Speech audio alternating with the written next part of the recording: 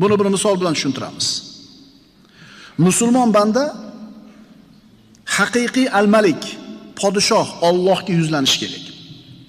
Misol, 10 etajlik baland qurilgan chiroyli imoratni tasavvur qiling.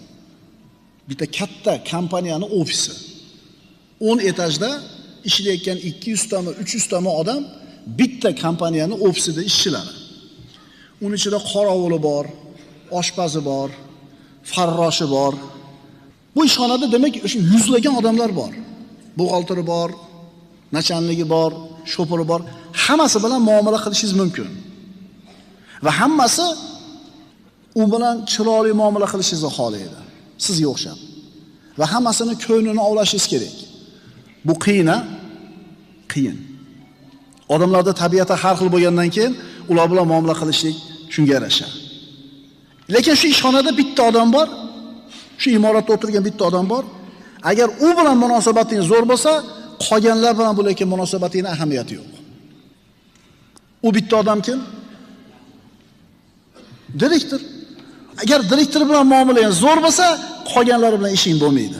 Chunki bir og'iz gapi bilan seni ishingni hal qilib qo'ya oladi. Oyligini ko'tarib qo'yadi yoki tushirib qo'ya oladi. Mansabni ko'tarib qo'yadi yoki tushirib qo'yadi. Yoki bo'lmasa umuman haydab yubora oladi seni. Yoki seni joningga teggan, seni to'g'izgan odamni ham ishdan haydab yubora oladi. Hamma muammoni mana shu imoratning ichida hal qiladigan direktor bilan muomalangiz zo'r bo'lgandan keyin, xo'jayin bilan muomalangiz zo'r bo'lgandan keyin qolganlarga e'tibor bermaysan. Xuddi shunga o'xshagandek, lillahil masalul a'la. Hamma ish o'zini qo'lida bo'lgan al-Malik Alloh taolo bilan zo'r bo'lsangiz. Assalomu alaykum kanalimiz aziz obunachilari. Manfaatli videolarimizni kengroq tarqalishi uchun o'z hissangizni qo'shib, bir dona laykingizni unutmang. Alloh siz va bizdan rozi bo'lsin. Kanalimizda mutlaqo reklama yo'q. Firdavs kanali. Payg'ambarimiz sollallohu alayhi vasallamdan mana Imom Termiziyda keltirilgan hadis. Ana shu katta duoni bir qismiki, Rasululloh duo qilib aytadilar: Allohumma antal maliku la ilaha illa anta robbi va ana abduk. Parvardigoro, albatta sen maliksan, podshohsan. Sendan o'zga iloh yo'q. Sen mening Robbimsan, men sening bandangman. Mana oyatda al-Malik ismi zikr qilindi va payg'ambarimizning hadislarida ham shu ism zikr qilindi. Imom Muslim o'zining sahihlarida keltirgan hadisda Rasululloh aytadilar: Yanzilullohu ta'ala ila samai dunya kulla laylatin hina yamdi sulusul laylil awwal. Har kecha tunning 3 qismini birinchisi bo'lganida Alloh taolo dunyo osmoniga tushadi va aytadi: Anal maliku man zalladhi yad'uni fastajibu lah. Men al-Malikman, podshohman. Men podshohman, duo qiluvchi bormi? Uni duosini ijobat qiling. Alloh taolo dunyo osmoniga tushadi deganda, Alloh taoloning o'zini azamati, ulug'ligiga loyiq tushadi. Biz qanday bo'ladi, qanaqa qilib keladi degan tafsilotlarga kirishmaymiz. Alloh taolo tushadi deyaptimi payg'ambarimiz? Tushadi yo'g'iga o'tmaymiz. Al-Malik ismining lavozimlaridan o'zining mulkida hukmini o'tishi. Bu borliq Alloh taoloning mulki. Bu borliqning, koinotning podshohi Alloh. Uni hukmi doim joriy bo'ladi. Doim hukm o'tadi. Masalan, inson ham podshoh bo'ladi. Lekin insonning podshohligi bilan Allohning podshohligini taqqoslab bo'lmaydi. Bir mamlakatda podshohi bor, hukmi o'tadi, lekin har doim o'tavermaydi. Buyruq chiqaradi, kimdir qabul qiladi, kimdir qabul qilmaydi. Kimdir itoat qiladi, kimdir qilmaydi. Va podshohning iznisiz, podshohning ruxsatsiz ham ko'p ishlar sodir bo'laveradi. Bu insonning podshohligi shunaqada. Ammo Alloh taoloning podshohligi bu borliqda Allohning iznisiz, ruxsatsiz biron narsa sodir bo'lmaydi. Alloh bu narsani xohladimi? Bu narsa hammaning ustida joriy bo'ladi, xohlaydimi bandalar yoki yo'qmi? Demak, Al-Malik ismining lavozimlaridan Alloh o'zining mulkida hukmi mutlaq o'tadi. Hadis qudusida shunday deyiladi. Ana malikul muluk va malikul muluk qulubul muluki biyadi. Men deydi Alloh taolo. Podshohlarning egasi va podshohlarning podshohiman. Podshohlarning qalblari meni qo'limda. Albatta bandalar menga itoat qilishsa, ularning podshohlarini, qalblarini ularga nisbatan yumshoq va rahmatli qilib qo'yaman. Podshoni so'kib bo'lmaydi. Chunki podsho Alloh taoloning yerdagi soyasi degan gap bor. Albatta bu majoz. Podshoh Alloh taoloning yerdagi soyasi degani. Mana eshitdilar hadis qudusiyni. Podshohlarning qalblari meni qo'limda. Agar bandalar menga yaqin bo'lsa, menga toatda bo'lsa, ana shu podshohlarning qalblarini yumshoq va mehribon qilib qo'yaman ularga nisbatan. Davom etamiz. Va innal ibada idza asawni hawaltu quluba mulukihim alayhim bis-sakhati va niqmati. Va albatta bandalar agar menga osiy bo'lishsa, podshohlarning qalblarini ularga nisbatan qahrli va nafrat g'azabli qilib qo'yaman. Shuning uchun podshohlarni qarg'ashlik bilan o'zingizni ovora qilmang. Ularga salohiyatni tilab duo qiling. Bas ularning salohiyati sizlarning salohiyatingiz bilandir. Tushunarlimi? Podshohlarni so'kib, podshohlarni qarg'ashlikdan foyda yo'q. Chunki bandalar Alloh bilan bo'layotgan muomalasi, taqvosiga qarab turib, ustilarda turgan podshohlar ularga muomala qiladi. Kama kuntum yuvalla alaykum deganlar Rasululloh sallallohu alayhi vasallam. O'zinglar qanaqa bo'lsanglar, shunaqa odamlar sizlarni boshliq bo'ladi dedilar. Haqiqiy podshoh al-Malik Alloh taoloning o'zidir. Hamma narsa uni qo'lida. Har kimsa va har narsaning tasarrufi ham, oqibati ham uni qo'lida. Inson podshoh bo'lishi mumkin, mana hozir aytdik. Va kana warahum malikun ya'khudhu kulla safinatin ghasba. Mana Alloh taolo insonni podshoh degan oyati. Kahf surasida aytadi Alloh, ularning ortida barcha kemalarni talon-taroj qilib tortib olayotgan bir podshoh bor edi. Demak, Alloh ham al-Malik podshoh, inson ham podshoh bo'lishi mumkin. Lekin podshoh insonning hukmi doim o'tmaydi. Va hamma ishning oqibati tasarrufi inson degan podshohning qo'lida emas. Ammo al-Malik bo'lgan, haqiqiy podshoh bo'lgan Alloh taoloning qo'lida. Hamma narsa. Ko'zingiz ham, quloqingiz ham, nafas olishingiz ham, sog'ligingiz ham, qo'shningiz ham, shepingiz ham, patimyoningiz ham hammasi kimning qo'lida? Kimning qo'lida? Alloh subhanahu va taoloning qo'lida. Shuni tushunish kerak. Agar hamma narsa Alloh taoloning qo'lida ekanligiga iymoningiz komil bo'lsa, hech kimdan ta'ma ham qilmaysiz, hech kimdan qo'rqmaysiz ham, hech kimdan nima qilmaysiz, xavotir ham olmaysiz. Shuning uchun birodarlar, inson la ilaha illalloh degan kalimani aytib turib, bunga mustahkam e'tiqodda bo'ladigan bo'lsa, hamma ish Alloh taoloning ixtiyoridan tashqariga chiqolmasligini bilsa, faqatgina Alloh taoloning o'zi bilan ovora bo'lib qoladi. Buni bir misol bilan tushuntiramiz. Musulmon banda haqiqiy al-Malik, podshoh Allohga yuzlanish kerak. Misol, 10 etajlik baland qurilgan chiroyli imoratni tasavvur qiling. Bitta katta kompaniyaning ofisi. 10 etajda ishlayotgan 200 tami, 300 tami odam bitta kompaniyaning ofisida ishchilari. Uning ichida qorovuli bor, oshpazi bor, farroshi bor. Bu ishxonada demak o'sha yuzlagan odamlar bor. Buxgalteri bor, nachalnigi bor, shopiri bor. Hammasi bilan muomala qilishingiz mumkin. Va hammasi u bilan chiroyli muomala qilishingizni xohlaydi. Sizga o'xshab. Va hammasini ko'nglini ovlashingiz kerak. Bu qiyin. Odamlarda tabiati har xil bo'lgandan keyin ular bilan muomala qilishlik shunga yarasha. Lekin shu ishxonada bitta odam bor, shu imoratda o'tirgan bitta odam bor. Agar u bilan munosabatingiz zo'r bo'lsa, qolganlar bilan bo'layotgan munosabatingizning ahamiyati yo'q. U bitta odam kim? Direktor. Agar direktor bilan muomalang zo'r bo'lsa, qolganlari bilan ishing bo'lmaydi. Chunki bir og'iz gapi bilan seni ishingni hal qilib qo'ya oladi. Oyligini ko'tarib qo'yadi yoki tushirib qo'ya oladi. Mansabni ko'tarib qo'yadi yoki tushirib qo'yadi yoki bo'lmasa umuman haydab yubora oladi seni. Yoki seni joningga tegan, seni to'g'izgan odamni ham ishdan haydab yubora oladi.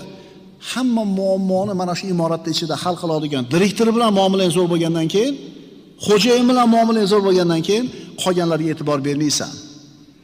Xuddi shunga o'xshagandek, lillahil masalul a'la.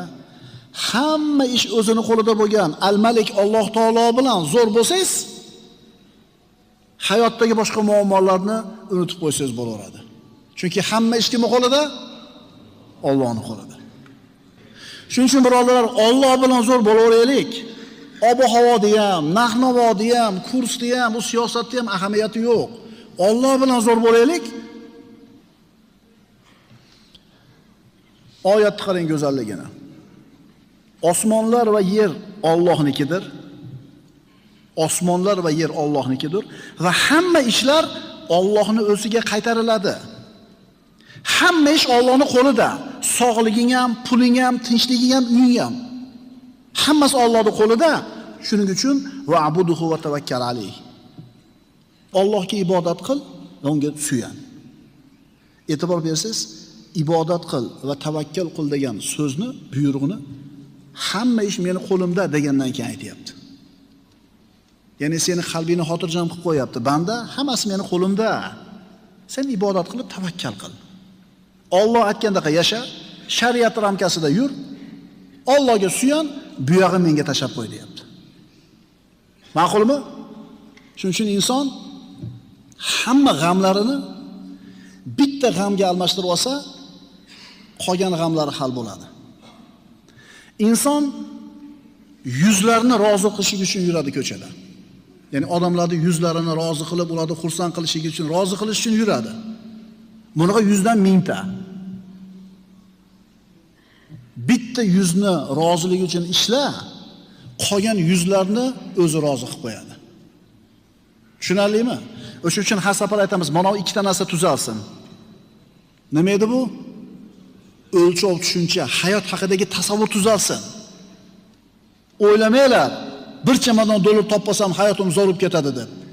Birinchidan topmaysizlar. Ikkinchidan topsanglar ham zo'r bo'lmaydi. Hayotni zo'r bo'lishi, hayotni saodatli bo'lishi mana ikkita narsaga bog'liq. O'lchov tushunchangiz Alloh va payg'ambar aytgandaqa bo'ladi. Pulingiz bormi, yo'qmi, hayotingiz saodatli bo'laveradi. Chunki saodat bu rozilik. Hayotidan rozi bo'lgan odam baxtli bo'laveradi. Endi kim rozi bo'ladi hayotidan? O'lchov tushunchasi shar'iy bo'lgan odam. Ma'qulmi? E'tibor beradigan narsa, Alloh siz bilan bizni ibodat qilishlikka qachon buyurdi? Qalbimizni xotirjam qilib qo'yib turib, hamma narsa meni qo'limda, rizqing ham meni qo'limda, tinchliging ham, sog'liging ham meni qo'limda, ibodatni qil, menga suyan dedi. Shuni tushunishlik kerak. Chunki aziz qiladigan ham, xor qiladigan ham o'zi. Boy qiladigan ham, kambag'al qiladigan ham o'zi. Ko'taradigan ham, tushiradigan ham o'zi. Shuning uchun sen banda la ilaha illallohni anglab, tushunib iymon keltirar ekansan, Allohga yuzlanishlikdan boshqa chorang qolmaydi. Musulmonlarda hozirgi kundagi eng katta muammosi ham shu. Allohga yuzlanishliklari zaif. Ularni tavhidlari zaiflashganidan keyin mana shu holatga tushib qolishdi. Tavhid mana shu. La ilaha illalloh. La ma'budu illalloh. Allohdan o'zga iloh yo'q. Allohdan o'zga ma'bud yo'q. Allohdan boshqa hech kim rizq bera olmaydi. Allohdan boshqa hech kim shifo bera olmaydi. Allohdan boshqa hech kim muammoni hal qila olmaydi.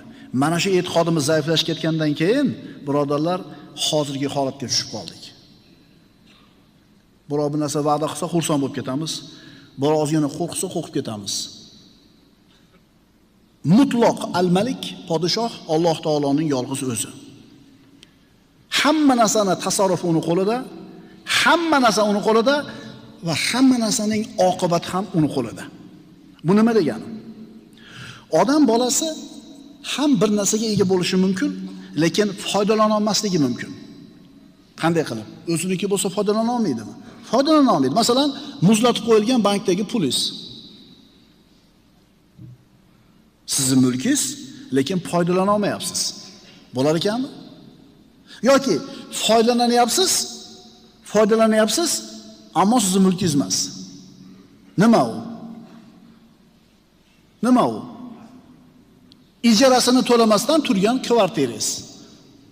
Birovning uyi bekarga turaverdi, sizga berdi, qancha yashasang yashayver dedi, foydalanyapsiz, ammo nima emas? Sizning mulkingiz emas. Yoki oqibati sizning qo'lingizda bo'lmasligi mumkin. Bu aytayotgandek pul bor, foydalanyapsiz, bankda emas, cho'ntagingizda. Ham egasiz, ham foydalanyapsiz, lekin oqibati-chi? Oxiri nima bo'ladi bu pulda? Masalan, uyingiz bor. Ichida yashayapsiz. Ham egasiz, ham foydalanyapsiz. Ham egasiz, ham foyda olyapsiz. Endi hukumat bitta buyruq chiqaradi-da, sizni uyingiz ustidan katta yo'l tushish kerak ekan. Bitta buyruq chiqaradi, patsnos. Egasi bo'lib turib, foydalana olmasligi mumkin. Foydalanib turib, egasi bo'lmasligi mumkin. Ham egasi bo'lib turib, ham foydalanib turib, ishining oqibati qo'lida bo'lmasligi mumkin insonning. Ammo Alloh taolo esa ham ega, ham tasarruf qo'lida, ham oqibati o'zining qo'lida. Al-Malik Alloh subhanahu va taoloning mahluqotlardan behojatligi. Alloh taolo as-somad bo'lgan zot, behojat, hech kimga muhtoj emas, hech narsaga muhtoj emas. Mutlaqo zamon bilan makonga muhtoj emas. Inson o'zini bor bo'lib turishida albatta Alloh taoloning qo'llashiga muhtoj bo'ladi. Alloh qo'llamay qo'ydi, inson o'ldi. Alloh qo'llovini oldi, banda o'ldi. O'lim nima edi? O'lim Allohning qo'llashini to'xtatib qo'yilishi. Alloh qo'llamay qo'ydi, banda o'ldi. Ilohiy madadning uzilishi o'lim bo'ladi. Bir inson bor edi, o'ldi, xabarga aylanib qoldi. Falon obro' egasi edi, o'ldi, qissa bo'lib qoldi. Shopir odam yukni solib, mashinani minib ketdi uzoq yurtlarga. Alloh taoloning madadi to'xtadi, o'sha mashinasida o'zi yuki bo'lib keldi. Odamlarning hammasi Alloh taoloning qabzasida.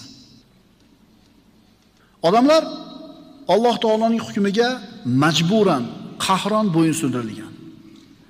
Miyasidagi bitta tomir uzilib ketdi, o'ldi. Tez haydab ketayotgan mashinasida shopir ko'zi 2 sekundga uxlab qoldi, jarlikka qulab o'ldi. Nafasi qisilib qoldi, doktorgacha o'lib qoldi. Davlenasi ko'tarilib ketdi, tushirish olmasdan o'lib qoldi. Davlenasi tushib ketdi, ko'tarish olmadi, o'lib qoldi. Insonning o'limi Alloh uni qo'llamay qo'ygani. Odamlarning hammalari qahr bandalari, ya'ni majburan bo'ysundirilgan insonlar. Mana shu biz aytgan musibatlarga biz har qachon duch kelishimiz mumkin. Odamlarning hammasi qahr bandalari, majbur bo'ysungan. Lekin musulmonlar, birodarlar, ana shu qahran bo'ysunlishligi bilan birga yana o'zini xohishi bilan bo'ysunishgan. Masalan, nafas olmayman deya olmaydi hech kim. Majbur bo'ysunishga o'lib qoladi. Men Suvtayda yashayman deb kirib keta olmaydi. Chunki majbur yerda ustida yashashlikka. Bu majburiy bo'ysunishlik. Endi undan tashqari, birodarlar, ixtiyoriy bo'ysunishlik bilan bor. Bu mo'minlarning bo'ysunishi bo'ladi. Alloh taologa bo'lgan muhabbati bilan bo'ysunishadi. Shuning uchun ular shukr bandalari deyiladi. Qolganlar qahr bandalari. Bandalar ikki xil. Abdul qahr, abdul shukr.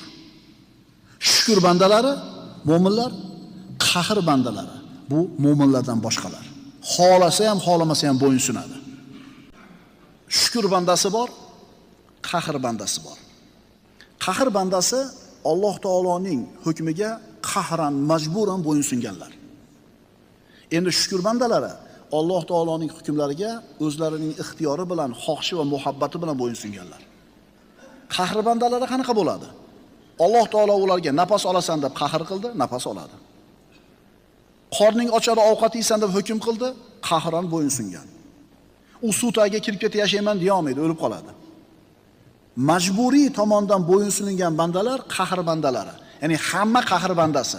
Musulmon ham, kofir ham. Ammo mo'min u shukr bandasi. O'zini ixtiyori bilan Allohga ibodat qiladi, o'zini ixtiyori bilan Alloh taologa bo'yinsunadi. Alloh taolo o'zini bandalarini ibad deb chaqiradi Qur'onda.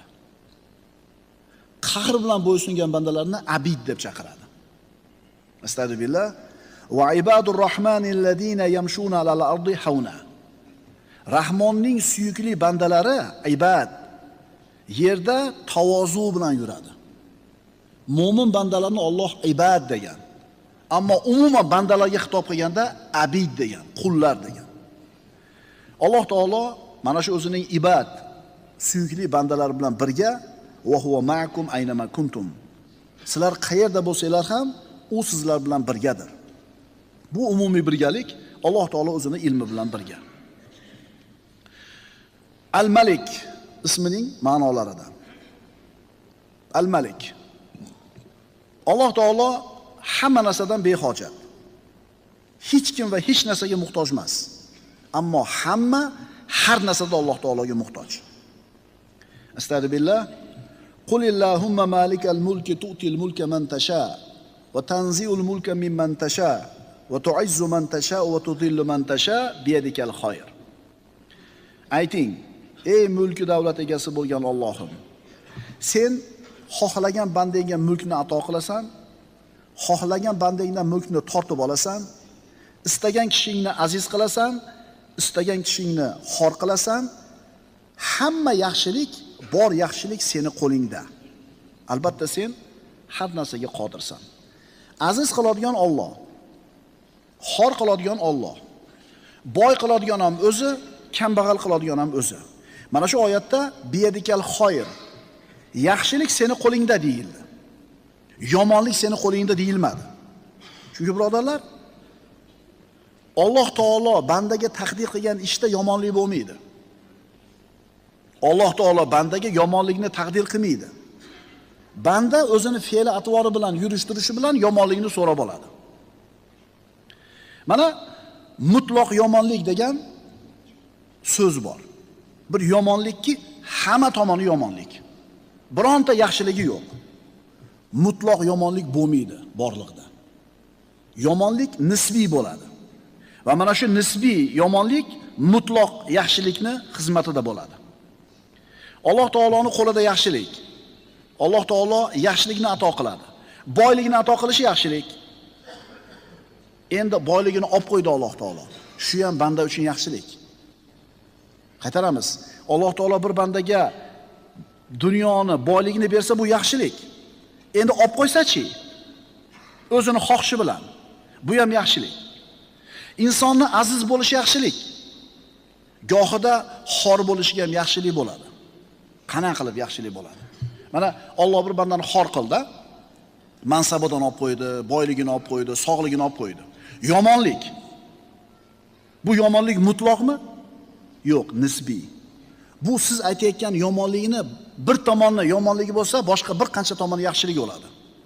Masalan, ana shu 20-asrning eng zo'r sportchisi deb tan olingan odam Muhammad Ali, bokschi. Umrining oxiriga borganda haligi qaltiroq kasaliga uchragan. Ko'rgansizlar.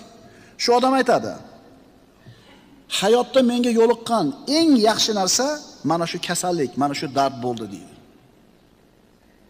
Jahon chempioni bo'lgan, mashhur bo'lgan, pul kelgan, obro' shuhrat kelgan, bu narsalarni yaxshilik demayapti.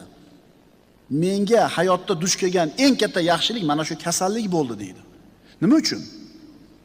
Rosa kuchga kirgan paytida, cho'qqiga chiqqan paytda men hammadan ulug'man degan edi. Agar shu kasallik bo'lmasa, men hammadan buyukman, ulug'man deb o'tib ketar ekanman. Eng buyuk bu Alloh taolo ekan. Mana shu kasallik menga xatoimni tushuntirdi. Shuning uchun men topgan eng katta yaxshilik mana shu kasallik deydi. Tushunarlimi? Qo'lingizdan dunyo ketib qoldi, siz ixtiyoringizdan tashqari.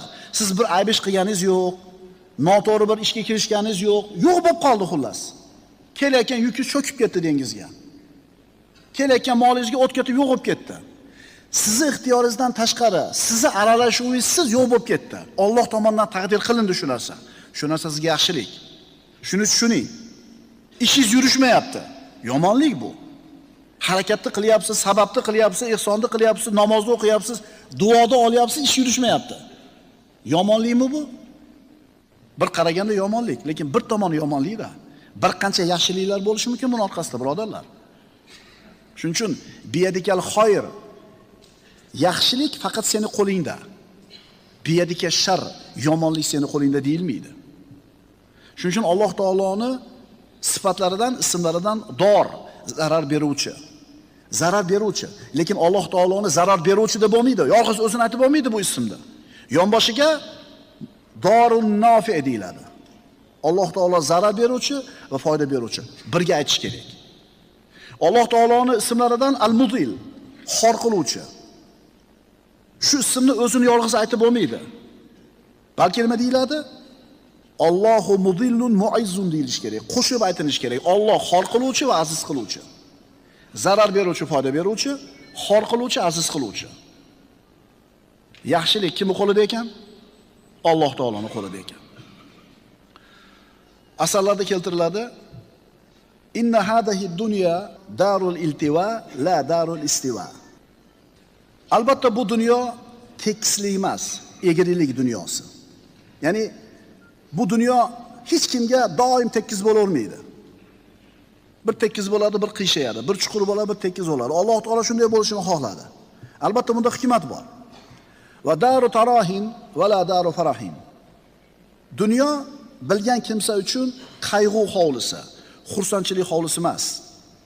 Chunki dunyoga nimaga kelganligini inson bilsa, qiyomatda hisob-kitob borligini bilsa, dunyoda qayg'u bilan yashaydi.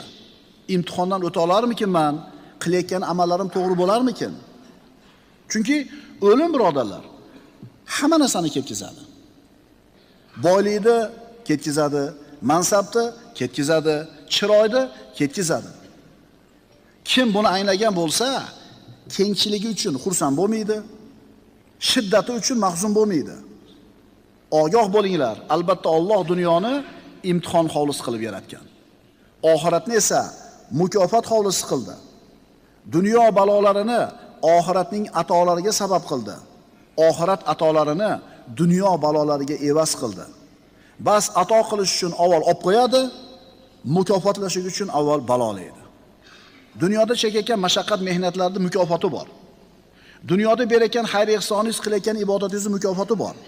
Chunki bu dunyo, birodarlar, sinov, imtihon uchun unga kelganmiz siz bilan biz.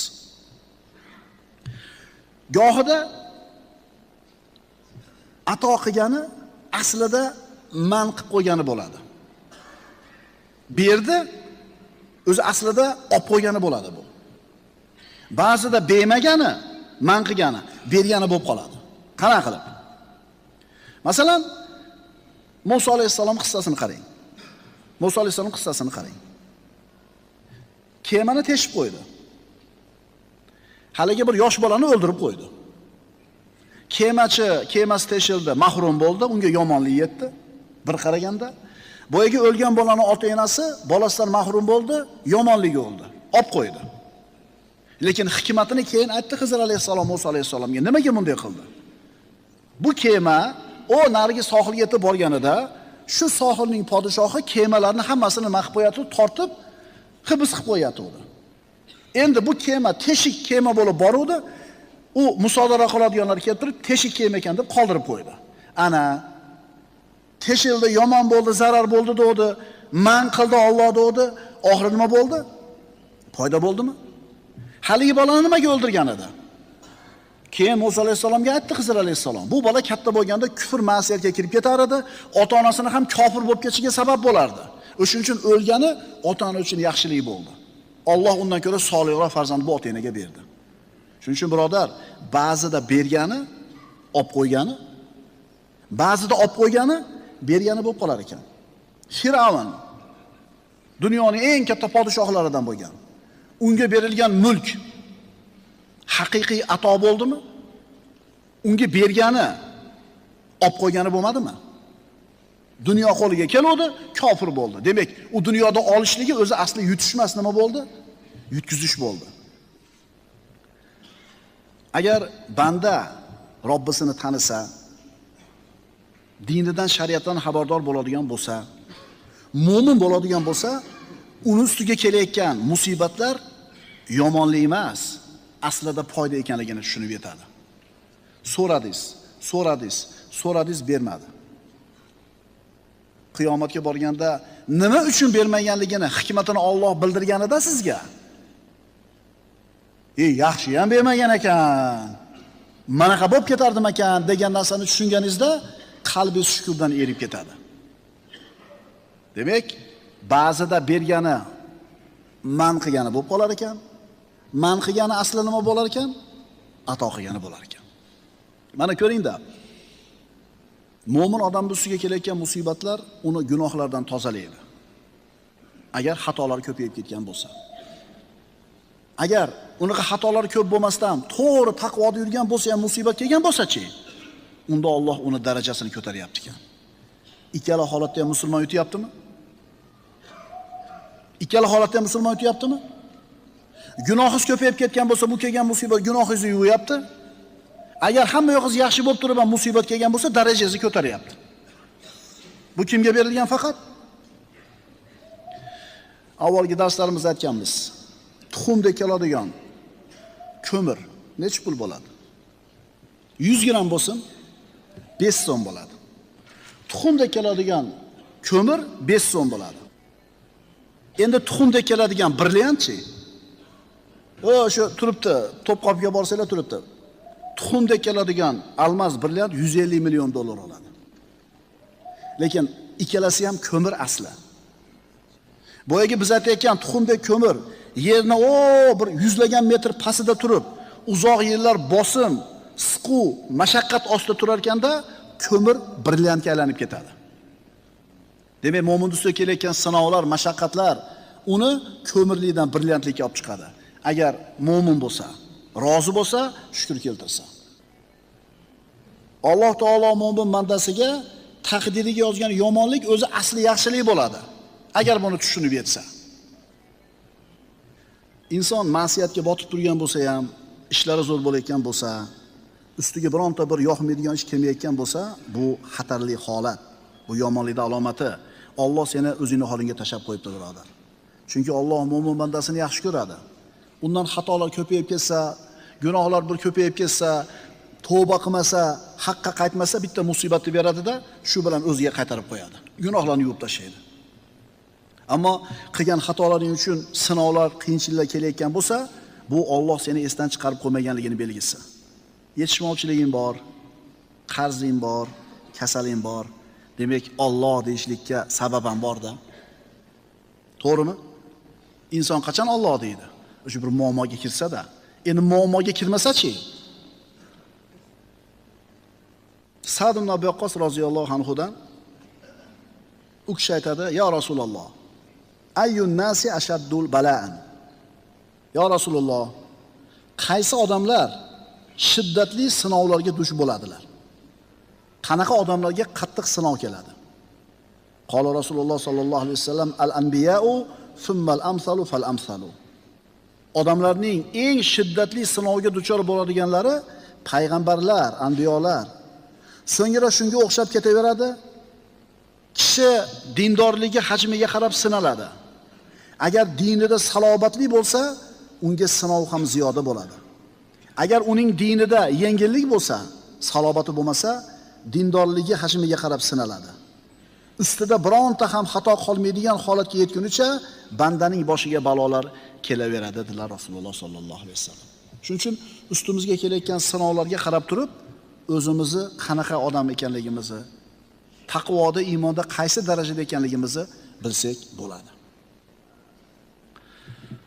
Mo'min bandaning Al-Malik ismi bilan aloqasi.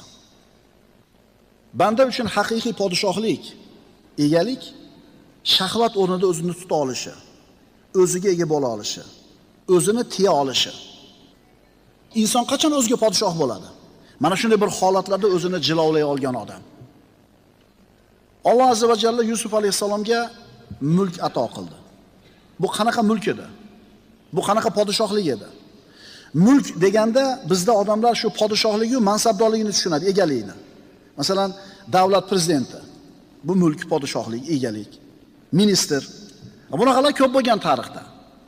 Bunaqa mansabdorlar, bunaqa mulk egalari fojir ham bo'lgan, fosiq ham bo'lgan, kofir ham bo'lgan, zolim ham bo'lgan, musulmon ham bo'lgan. Ana shu kofirni qo'lidagi, ana shu zolimni qo'lidagi mulk mansab Alloh taoloning ularga bergan atosi deyiladimi? Yo'q. Haqiqiy mulk, haqiqiy ato birodarlar, inson o'zini nafsini tiya olishligi. O'zingni nafsini jilolay olasanmi? Mana shu narsa haqiqiy maliklik, podshohlik egaligini belgisi. Ulamolar aytadi, haqiqiy ato o'zingni gunohdan tiya olishligi deyshadi. Masalan, nasl nasabli, badavlat, go'zal ayol zinoga o'zi taklif qilib tursa, sizdan faqat roziliklar bo'lib turibdi, hamma shart sharoit muhayyo. O'zingizni tiya oladigan bo'lsangiz, mana shu haqiqiy mulk egaligi deyiladi. Demak, o'zingga molik bo'lishing, o'zingga ega bo'lishing. Yusuf alayhisolamga shu mulkni bergan edi. Vazirning ayoli ichkarida xonasiga olib kirib, 7 qavat eshikni yopib, ikkalasi yolg'iz qolgan holatda haytalak dedi. Zinoga taklif qildi. Yusuf alayhisalom qulidi bu uyda. Bu ayol uni sayyidasi edi, xo'jayini edi. Nima dedi? Ma'azalloh, Alloh saqlasin dedi. Bu qanaqa egalik, ha? Haqiqiy o'ziga ega bo'lgan odamgina o'zini tiyib ma'azalloh deya oladi. Kimdir bu narsani fursat, g'animat deb biladi. Ha, ana shu o'zini nafsini tiyganligi, o'ziga ega bo'lganligi uchun mukofot qanaqa bo'ldi? Misrning vaziri bo'ldimi? Demak, qaysi odam haqiqiy ega podshoh ekan? O'zini nafsiga ega bo'lgan odam. Boshqara olgan, o'zini nafsiga egalik qila olgan inson. O'zini nafsini jilovlay olishlik, o'ziga ega bo'lishlik.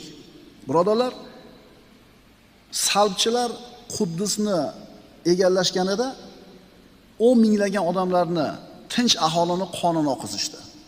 O'zlarini nafslarini jilovlay olishmadi. Britaniyalik ulug' bir mutafakkirlardan biri aytgan edi. Butun olamga ega bo'ldik, ammo o'zimizni nafslarimizga ega bo'la olmadik. Haqiqatan qaraydigan bo'lsangiz, ana shu moddiy hayoti zo'r bo'lgan g'arbda o'zlarini nafslarini jilovlay olmasdan nafsni ko'yiga kirib nima bo'layotganligini ko'ryapsizlar. Erkakga ayolga aylanyapti, ayol erkakka aylanyapti, erkak erkakga nikohlanyapti, ayol ayolga nikohlanyapti. Tushunyapsizmi nima degani? O'shuning uchun aytayapti-da, dunyoga ega bo'ldik, dunyoda boshqardik, ammo o'zimizni nafsimizni boshqara olmadik. Endi Quddus-i Sharifni Salohiddin Ayyubiy salibchilardan ozod qilganda ular qilgan ishni qilmadi. Nasroniy yahudiylarni qatl qilgani yo'q.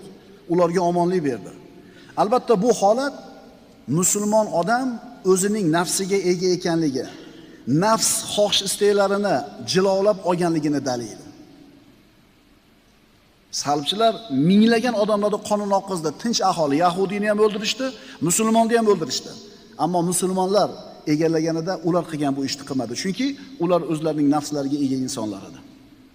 Demak, mo'min kishidagi ulug' sifatlardan bittasi o'zining nafsiga egaligi, nafsini jilovlay olishligi, hissiyotlariga, o'zini xohish isteklariga berilib ketmasligi. Alloh taoloning Al-Malik ismidan oladigan ulushlardan bittasi mana shu bo'ladi. O'zingga o'zing egamisan? O'zingni o'zing, men o'zimga javob bera olmayman-chi, oma. Bora shunaqa. Men oldimda bunaqa qilmanglar, o'zimni tuta olmay qolaman. Demak, sen zaif ekansan. Iymon bu ilmiy martaba, axloqiy martaba va go'zallik martabasi. Hozirda ko'pchilik odamlar mo'min degan kalimaga e'tibor qilishmaydi. Masalan, bir odam doktor Ahmad deb chaqiriladi. Demak, Ahmad ismli inson doktor degan unvoni bor. Ana shu unvonga yetishlik uchun bu odam juda ko'p mehnat qilgan. Katta bir ilmiy yo'lni bosib o'tgan. Juda ko'p kitob o'qigan. Qancha imtihondan, sinovdan o'tgan. Mana shu ishlardan keyin unga doktor degan unvon berildi. Birodarlar, biz mo'min degan so'zga bir e'tibor berishimiz kerak. Bu juda katta martaba, juda katta unvon. Iymon axloqiy martaba dedik. Bu nima degani? Masalan, Abdurahmon mo'min deyildi. Endi chinakam mo'minmi? Agar chinakam mo'min bo'ladigan bo'lsa, uni axloqi albatta go'zal bo'ladi. Qaytarib aytamiz, iymon bu go'zal axloq deyiladi. Ro'parangda turgan mo'min birodaringni axloqi senikidan ko'ra go'zalroq ekanmi? Demak, uning iymoni ham seni iymoningdan go'zalroq ekan. Agar Ahmad yoki Abdurahmon mo'min deyilsa, chinakam mo'min bo'ladigan bo'lsa, boshqacha bo'lishi mumkin emas. Haqiqiy mo'min kishi yolg'onchi bo'lmaydi. Xiyonatkor bo'lmaydi, munofiq bo'lmaydi. Va'dasida turadi, ahdiga vafo qiladi, birodar haqqiga tajovuz qilmaydi, jamiyatga foydali inson bo'ladi. Haqiqiy chinakam mo'min jamiyatga foydali inson bo'ladi. U foydasi puli bilan tegyaptimi? Ilmi bilanmi, mehnati bilanmi? Odamlarga, jamiyatga foydalimi? Demak, mana shu odam mo'min bo'ladi. Iymon ilmiy martaba deyildi. Bu nima degani? Mo'min kishi bu dunyodagi eng katta ilmni topdi. Eng katta haqiqatga erishdi. Bu qanaqa haqiqat, qanaqa ilm edi? Bu haqiqat koinotni nima ekanligini anglab yetdi. Allohni tanidi. Hayot nima, o'lim nima, buni tushundi. Demak, iymon bu ilmiy martaba. Iymon go'zallik martabasi deyildi. Bu nima degani? Dunyodagi haqiqiy baxtli inson bu mo'min inson. Boshqacha qilib aytsak, bu dunyoda haqiqiy baxtli inson faqatgina mo'min kishi. Biz g'arbdan, sharqdan kelgan tushunchalarga qarab, internetdan, televizordan, boshqa bir ommaviy axborot vositalaridan kelayotgan ma'lumotlarga qarab turib, eng baxtli insonni moddiy hayoti zo'r bo'lgan inson deb tasavvur qilyapmiz. Ko'chalar tekis, oilalar katta, turmush tarzi zo'r, mashinalari yangi, falon mamlakat. Agar shu moddiy tomoniga qarab turib insonlarni baxtli deyotgan bo'lsak, demak bizni islomiy tasavvurimiz to'g'ri emas. Faqat haqiqiy mo'min insongina baxtli bo'ladi. Qaytaramiz. Faqatgina chinakam mo'min insongina baxtli bo'ladi. Chunki u hayotidan rozi. Baxt nima edi? Baxt bu rozilik. O'sha biz aytayotgan dunyoviy hayoti zo'r bo'lgan insonlar qalbida roziligi yo'qmi? Demak, baxtsiz u inson. Mo'min Allohni taniydi. Eng katta haqiqatni anglab yetgan. O'lim nimaligini, hayot nimaligini biladi. O'limdan keyin nima borligini biladi. Hayotidan rozi. Iymon bu ilmiy martaba, iymon bu axloqiy martaba, iymon bu go'zallik martabasi. Demak, men mo'minman degan paytimizda shu narsalar bizda bormi yo'qmi qarab qo'yaylik. Mo'min odam boshqalardan ajrab turadi. Boshqalar ko'rmagan narsani ko'radi. Mo'min hayotga hikmat nazari bilan qaraydi. Mo'min bu borliqni haqiqatini tushunib yetgan. Mo'min o'zini bu dunyodagi vazifasini yaxshi biladi. Mo'minning g'ami ulug' bo'ladi, risolati buyuk bo'ladi. Abu Hurayra roziyallohu anhudan rivoyat qilingan hadisda bir qora ayol Payg'ambarimiz sollallohu alayhi vasallamning masjidini supurib tozalab turar edi. Ko'rimsiz, bunaqa bir hech kim bir e'tibor bermaydigan bir qora ayol.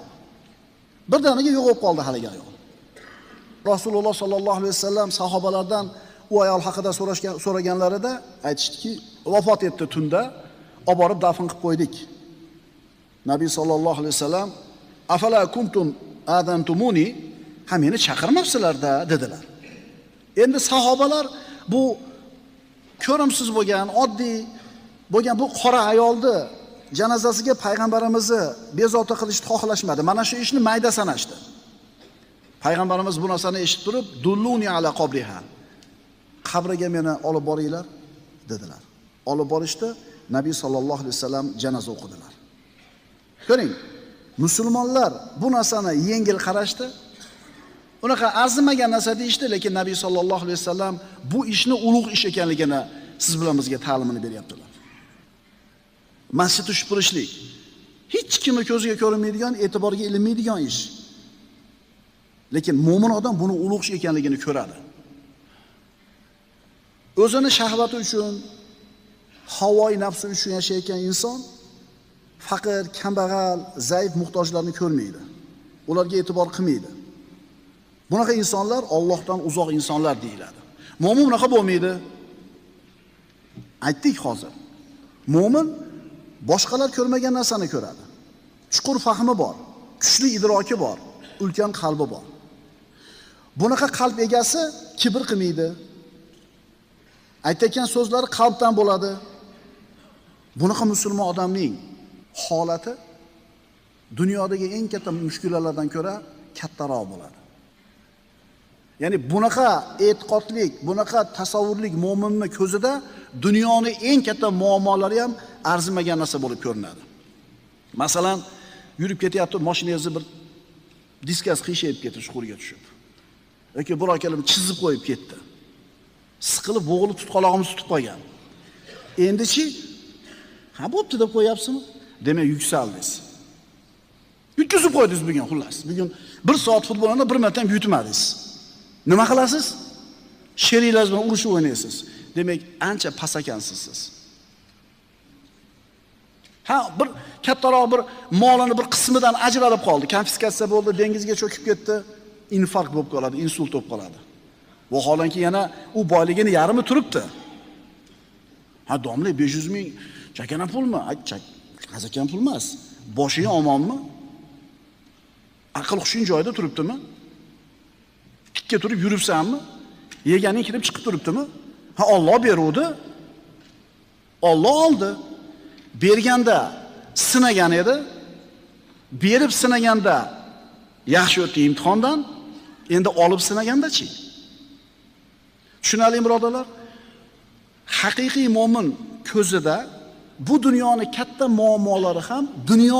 muammolari ham mayda muammo bo'lib ko'rinadi. U uchun eng katta musibat dinidagi musibat. Fala taj'al musibatana fi dinina. Musibatimizni dinimizda qilib qo'ymagin. Ya'ni dinimizda musibatga uchramaylik. Bunaqa odamlar ozgina iqtisodiy qiyinchilikka tushib qolsa, tushkunlikka tushib ketadi. Bunaqa odamlar o'ziga kerak bo'lmagan narsalarni qarzga bo'lsa ham olib, ega bo'lmoqchi bo'ladi. Bunaqa odamlar cho'ntagida pul yo'q, bankdan kreditga pul olib to'y qiladi restoranda. Bormi? Muhimi to'y zo'r o'tsin. 4 ta 5 ta artist kelib unga bir xizmat qilib beradi, katta pulni to'laydi, xursand. Keyin nima bo'ladi? Teshik tog'larning oldida o'tiradi. Keyin kredit yopa olmasdan Rossiyaga ketadi. Haqiqiy mo'minning ko'zida bu dunyoning eng katta mushkulasi ham mayda bo'lib ko'rinadi. Chunki qalbi kuchli, irodasi mustahkam, himmati oliy bo'ladi. Mo'minning maqsadi oliy bo'ladi. Shuning uchun uni maqsadlariga yetishlik yo'lida unga uchraydigan narsalar hech narsa emas. Oldiga qo'ygan maqsadi oliy va ana shu oliy maqsadga yetishlik uchun mehnatni ham oliysini qilish kerak. Musulmonni bu dunyodagi ehtiyojlaridan ko'ra maqsadi oliyroq bo'ladi. Odamlarni ko'rasiz, maqsadi uy, maqsadi uylanib olish, maqsadi kattaroq pul, bor maqsadi shu. Bunaqalar o'sha narsaga erishgandan keyin hayoti zerikarli bo'lib qoladi. Chunki boshqa maqsad qolmadi-da. Haqiqiy mo'min bunaqa bo'lmaydi. Ummatning g'ami bilan yashaydi. Xalqning g'ami bilan yashaydi. Uni maqsadlari hojatlaridan oliyroq bo'ladi. Chunki uni hayotda ko'zlagan maqsadi va zimmasida vazifasi bor. Shuning uchun inson yuksalishi, birodarlar, oliy martabada bo'lishi uni maqsadlariga qarab belgilanadi. Qanchalar maqsadingiz oliy bo'lsa, shunchalar yuksalasiz. Bandalar orasida haqiqiy podshoh kim ekan? O'zini nafsiga ega bo'lgan, havoi nafsini jilovlagan odam. Haqiqiy mo'min shunaqa bo'ladi. Uni o'lchovlari, tushunchalari bor. U hammaga ergashib ketavermaydi. Uni maqsadiga olib boradigan amali bor, manhaji bor va mana shu narsa uni baxtli qiladi. Alloh azza va jalla hammalarimizni nafslarimizga ega bo'lishlikka tavfiq bergan bo'lsin. Alloh subhanahu va taoloning go'zal ismlari silsilasidan birodarlar Al-Malik ismini o'qiyotgan edik, davom etamiz. Qaysi odam haqiqiy podshoh? Qaysi odam haqiqiy ega? O'zini nafsiga ega bo'lgan, o'zini nafsini boshqara olgan inson. O'ziga ega bo'lgan inson haqiqiy podshoh deyiladi birodarlar. Chunki g'azablanib turgan paytda, shahvatlar fitnaga chaqirib turganda inson o'zini jilovlay olsa, demak mana shu odam haqiqiy malik, o'ziga podshoh bo'lgan, o'ziga ega bo'lgan inson bo'ladi. Bunaqa o'rinda hamma ham o'zini tuta olmaydi birodarlar. Taloq degan so'z ham jahlda chiqadi. Birov bilan urushib qolib, nojo'ya so'zlar ham shu paytda chiqadi. Mashaqqatli kunlar bo'ladi, sinovli qiyin kunlar bo'ladi. Mana shunday holatlarda ham shariatni doirasidan chiqmagan inson haqiqiy podshoh, haqiqiy ega inson bo'ladi. Inson ustiga mashaqqatlar keladi. Albatta buni ortida hikmat bor. Bandani ustiga kelgan mashaqqatda albatta hikmat bor.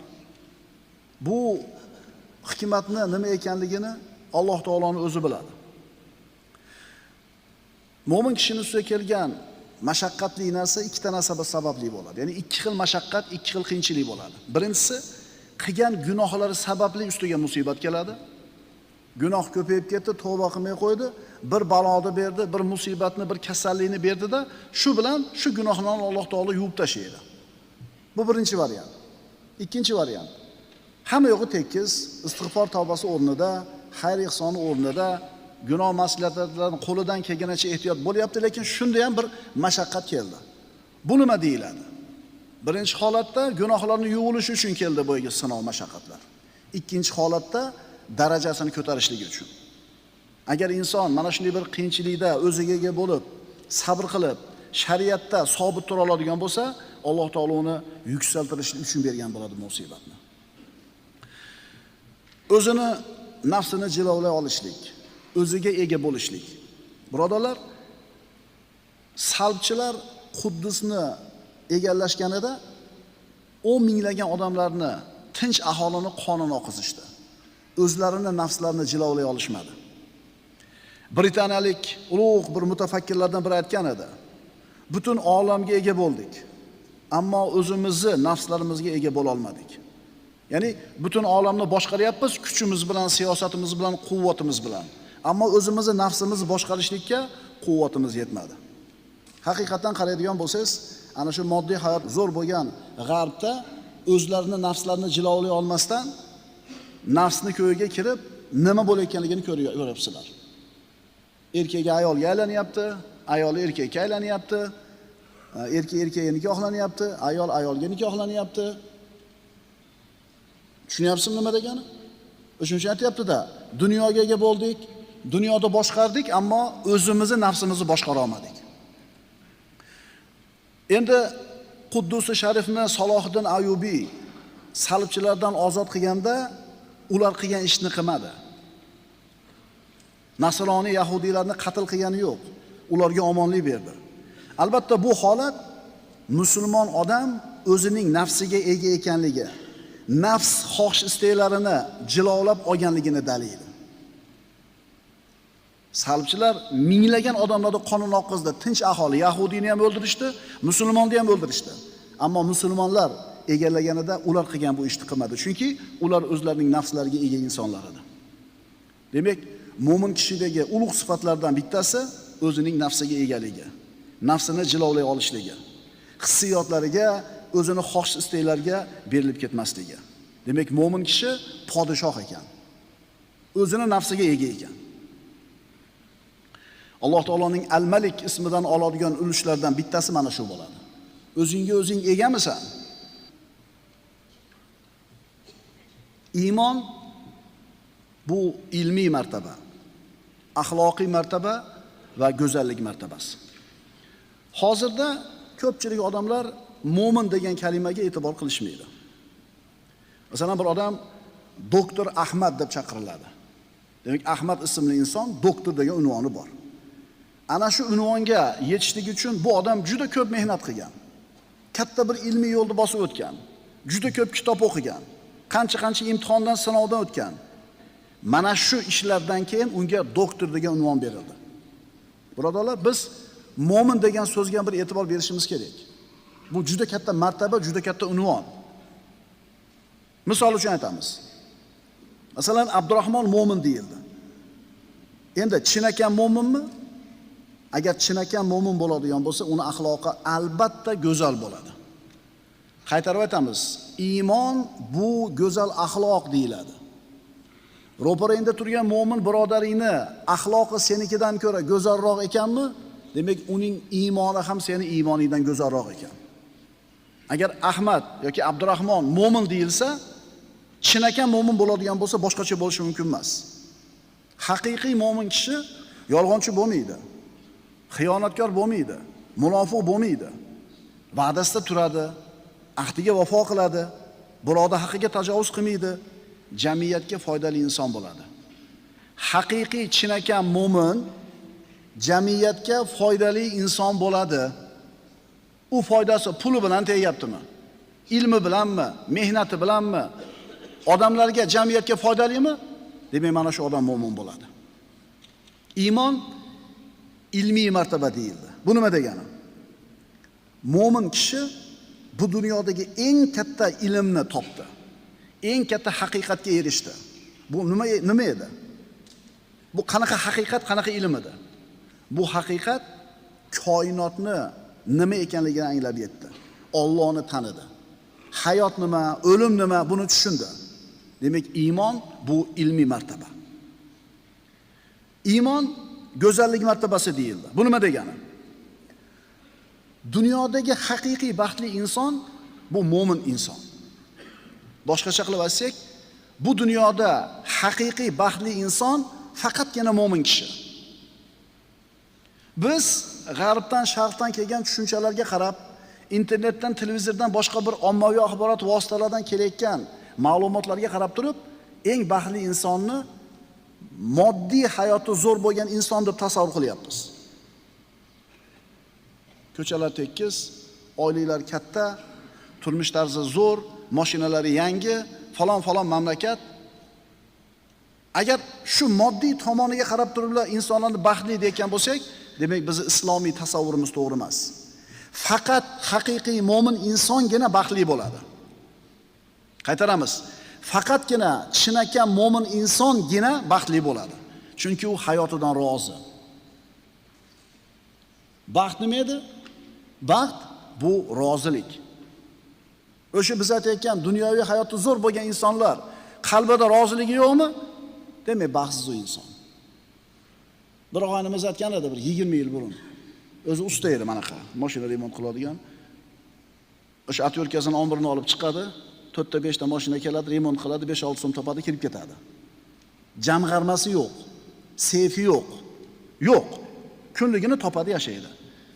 O'sha paytda deydi, 10 ming dollarim bo'lsa yetadi, derada mashina deydi. U uchun baxt 10 ming dollar ekan. Keyin mashina savdosiga o'tib ketdi u birodarimiz. Bo'ldi. Keyin 10 ming dollar topdim deydi. Yetdimi desam yo'q deydi. Ha, u yoqni bilasizlar endi. U yoqni gapirmay qo'yavering. 10 ming bo'lgandan keyin 100 ming deydi, 100 ming bo'lganda million deydi. Demak, bu odam agar shunaqa fikr bilan yashaydigan bo'lsa, hech qachon baxtli bo'lmaydi. Mo'min Allohni taniydi. Eng katta haqiqatni anglab yetgan. O'lim nimaligini, hayot nimaligini biladi. O'limdan keyin nima borligini biladi. Hayotidan rozi. Iymon bu ilmiy martaba, iymon bu axloqiy martaba, iymon bu go'zallik martabasi. Demak, men mo'minman degan paytimizda shu narsalar bizda bormi yo'qmi qarab qo'yaylik. Mo'min odam boshqalardan ajrab turadi. Boshqalar ko'rmagan narsani ko'radi. Mo'min hayotga hikmat nazari bilan qaraydi. Mo'min bu borliqni haqiqatini tushunib yetgan. Mo'min o'zini bu dunyodagi vazifasini yaxshi biladi. Mo'minning g'ami ulug' bo'ladi, risolati buyuk bo'ladi. Abu Hurayra roziyallohu anhudan rivoyat qilingan hadisda bir qora ayol payg'ambarimiz sollallohu alayhi vasallamning masjidini supurib tozalab turar edi. Ko'rimsiz, bunaqa bir hech kim bir e'tibor bermaydigan bir qora ayol. Birdaniga yo'q bo'lib qoldi haligi ayol. Rasululloh sollallohu alayhi vasallam sahobalardan u ayol haqida so'raganlarida aytishdiki, vafot etdi tunda, olib borib dafn qilib qo'ydik. Nabiy sollallohu alayhi vasallam afala kuntum adantumuni, ha meni chaqirmabsizlar-da dedilar. Endi sahobalar bu qanaqa ko'rimsiz bo'lgan, oddiy bo'lgan bu qora ayolni janozasiga payg'ambarimizni bezovta qilishni xohlashmadi. Mana shu ishni mayda sanashdi. Payg'ambarimiz bu narsani eshitib turib, dulluni ala qabriha. Qabriga meni olib boringlar dedilar. Olib borishdi, Nabiy sollallohu alayhi vasallam janoza o'qidilar. Ko'ring, musulmonlar bu narsani yengil qarashdi. Unaqa arzimagan narsa deyishdi, lekin Nabiy sollallohu alayhi vasallam bu ishni ulug' ish ekanligini siz bilan bizga ta'limini beryaptilar. Masjidni supurishlik hech kimning ko'ziga ko'rinmaydigan, e'tiborga ilinmaydigan ish. Lekin mo'min odam buni ulug' ish ekanligini ko'radi. O'zini shahvati uchun, havoyi nafsi uchun yashayotgan inson faqir, kambag'al, zaif, muhtojlarni ko'rmaydi. Ularga e'tibor qilmaydi. Bunaqa insonlar Allohdan uzoq insonlar deyiladi. Mo'min bunaqa bo'lmaydi. Aytdik hozir. Mo'min boshqalar ko'rmagan narsani ko'radi. Chuqur fahmi bor, kuchli idroki bor, ulkan qalbi bor. Bunaqa qalb egasi kibr qilmaydi. Aytayotgan so'zlari qalbdan bo'ladi. Bunaqa musulmon odamning holati dunyodagi eng katta mushkulalardan ko'ra kattaroq bo'ladi. Ya'ni bunaqa e'tiqodlik, bunaqa tasavvurlik mo'minning ko'zida dunyoning eng katta muammolari ham arzimagan narsa bo'lib ko'rinadi. Ha, bir kattaroq bir molini bir qismidan ajralib qoldi, konfiskatsiya bo'ldi, dengizga cho'kib ketdi, infarkt bo'lib qoladi, insult bo'lib qoladi. Bu holanki yana u boyligini yarmi turibdi. Demak, bu inson mayda inson. Ha, domla 500 ming chakana pulmi? Qazakan pul emas. Boshing omonmi?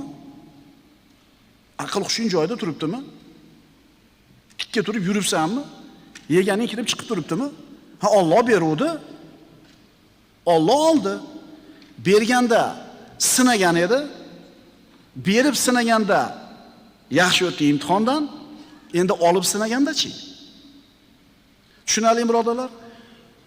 Haqiqiy mo'min ko'zida bu dunyoning katta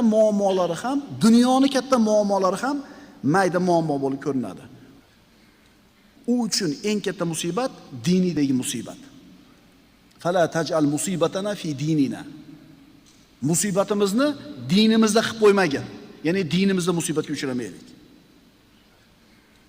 Bunaqa odamlar ozgina iqtisodiy qiyinchilikka tushib qolsa, tushkunlikka tushib ketadi.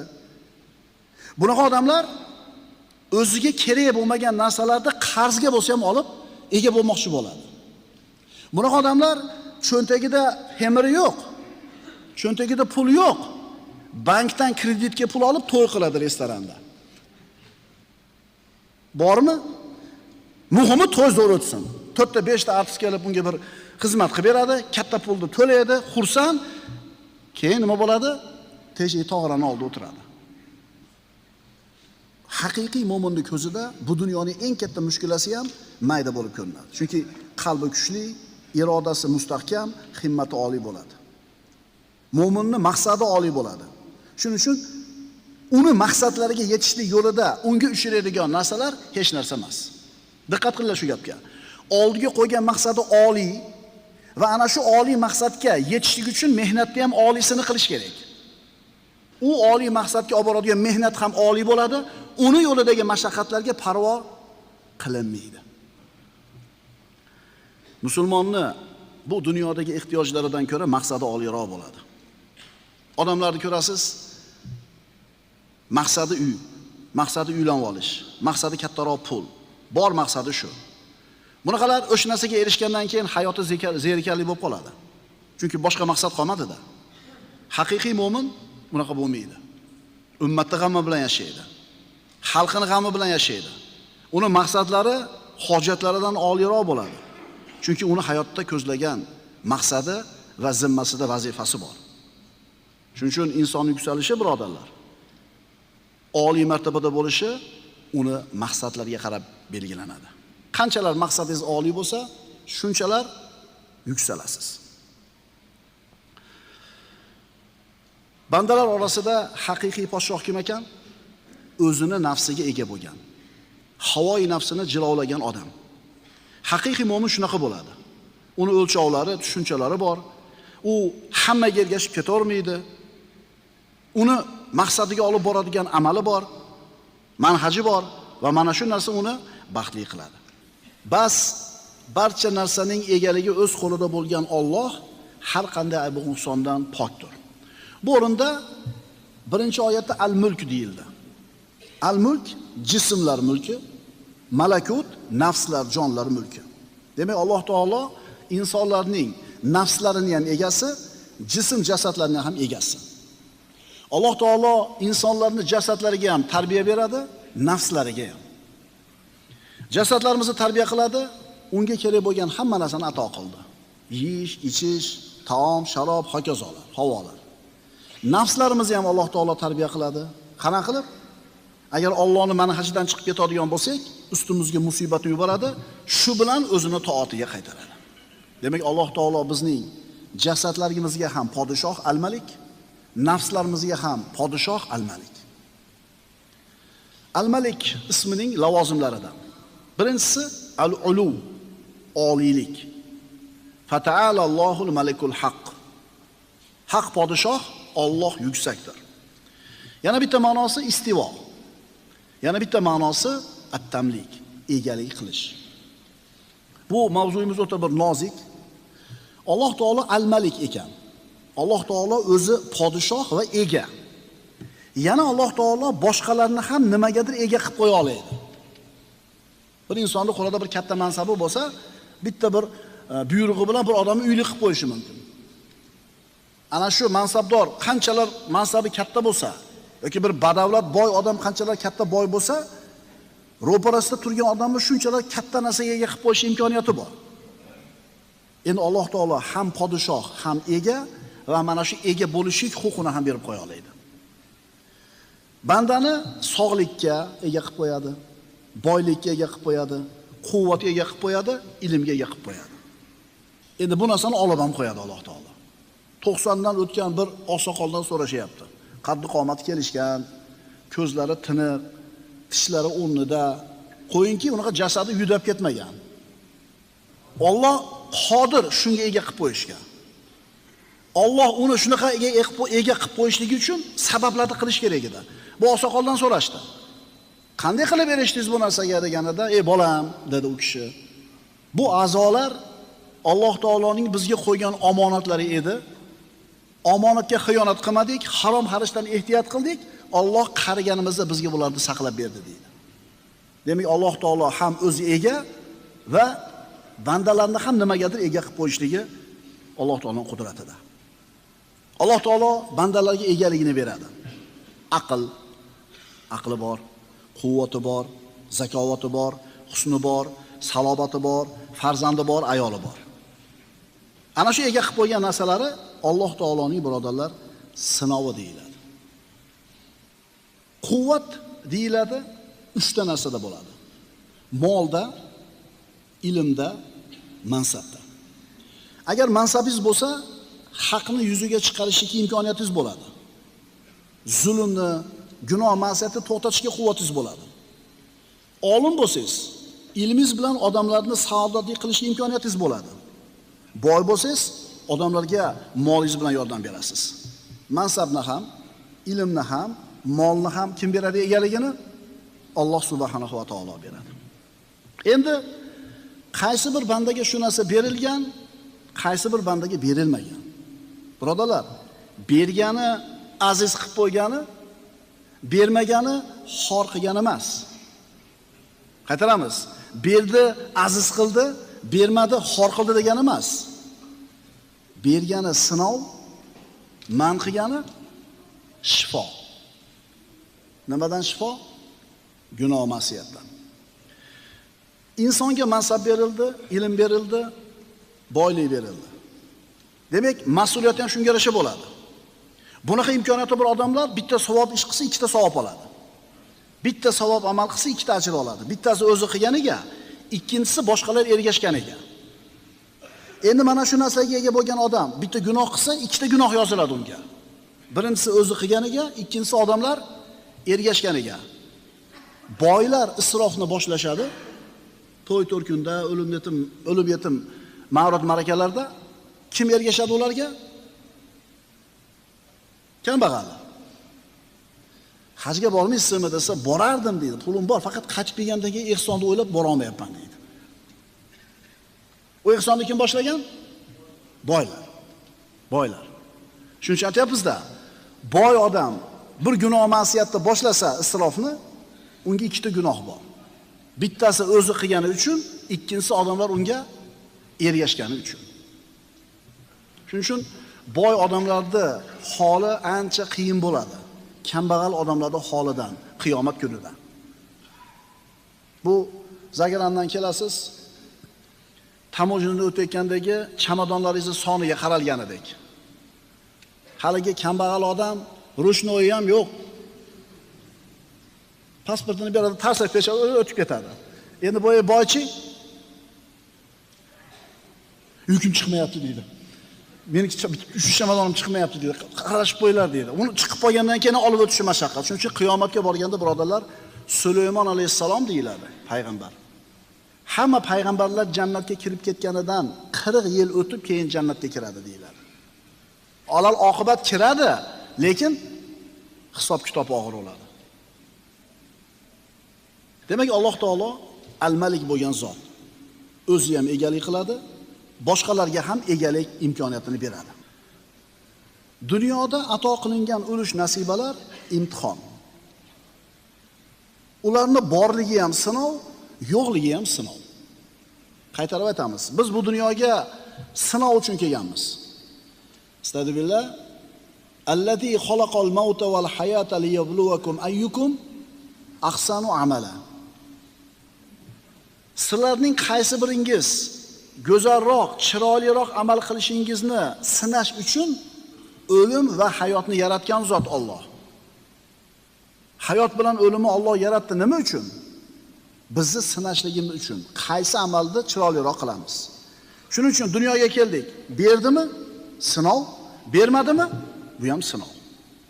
Boylik nasiba ulush, ilm nasiba ulush, aql zakovat, nutq xitoba nasiba ulush, jasadning salobati nasiba ulush.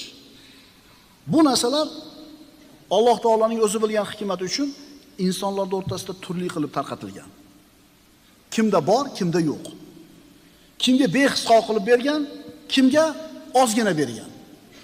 Lekin bu gapimizni qaytaramiz. Borligi ham sinov, yo'qligi ham sinov. Qo'lingizda nima bor, birodar? Boylik bormi? Demak, qiyomatda boylikdan hisob kitob qilinasiz. Ilm bormi? Ilmdan. Mansab bormi? Mansabdan. Quvvat bormi? Quvvatdan. Nima berilgan bo'lsa, shuni javobini berasiz. Endi nima yo'q? Pul yo'q. Demak, siz qiyomatda kambag'allikdan imtihon qilinasiz.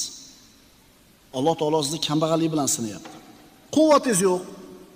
Demak, zaiflik bilan imtihon qilinasiz.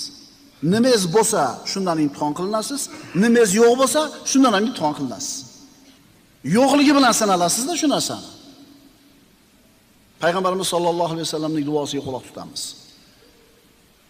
Allohumma ma razaqtani mimma uhibbu faj'alhu quwwatan li fima tuhibbu. Allohumma ma zawayta anni mimma uhibbu faj'alhu faraghan li fima tuhibbu. Imom Termiziydan. Parvardigor, deyaptilar Rasululloh. Men yaxshi ko'rgan qaysi narsa bilan meni rizqlantirgan bo'lsang, menga nima bergan bo'lsang, bas uni sen yaxshi ko'rgan narsada menga quvvat qilgin. Parvardigor, men yaxshi ko'rgan qaysi narsani mendan nari qilgan bo'lsang, bermagan bo'lsang, bas o'sha holatni o'zing yaxshi ko'rgan narsa uchun menga forig'lik qilgin. Dunyoda katta bergan bo'lsang, seni rozi bo'ladigan ishlarga sarflanadigan narsa qilib ber. Endi dunyoda katta bermagan bo'lsang, o'zingning ibodatingga ko'proq vaqtni ajratib qo'ygan bo'lgan. Ma'qulmi? Dunyosi ko'p odamga qiyin. Dunyosi ko'p odamga qiyin. Chakana narsani tomirini ushlab turish kerakmi, to'g'rimi? Endi yo'q bo'lsa-chi? Demak, banda borki, unga nimadir berilgan va nimadir berilmagan.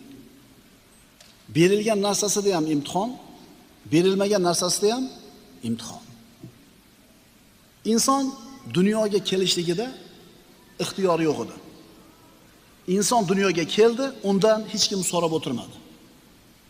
Lekin dunyoda qanday yashashlikda ixtiyori bor.